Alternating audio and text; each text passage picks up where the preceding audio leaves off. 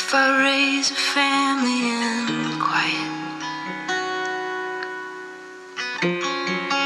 in a still and simple life,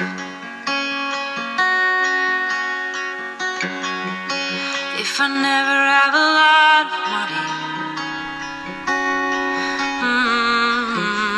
but my spirit is alive,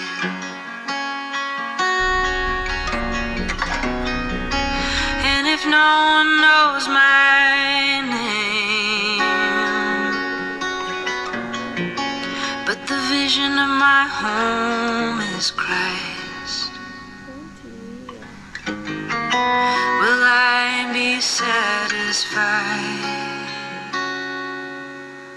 Christ at the center of my life.